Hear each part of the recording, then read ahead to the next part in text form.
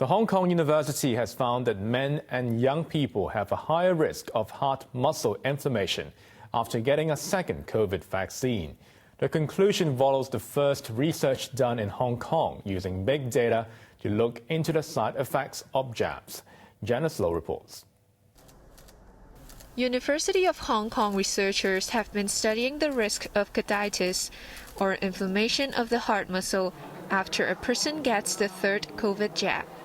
During their study from February 2021 to March this year, they found that men and people under the age of 30 are more prone to carditis after their second BioNTech shot.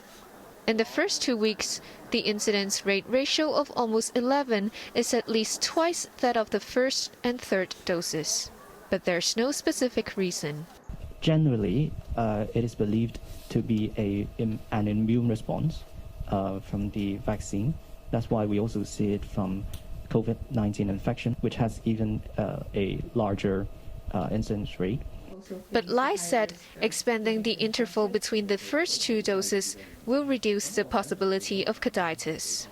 As for Sinovac, there's a risk of Bell's palsy, although it is rarely seen. Of every 100,000 people getting Sinovac, 5 may suffer from Bell's palsy, whereas only 2 who take BioNTech may be afflicted with the temporary weakness of muscles on one side of the face. The experts urged those with several diseases, especially type 2 diabetes, to get booster jabs soon. In addition, the vaccination rate of mental disorder patients is significantly lower than others, possibly because they may not understand why jabs are important. Mental health patients are currently not included in the priority groups for jabs.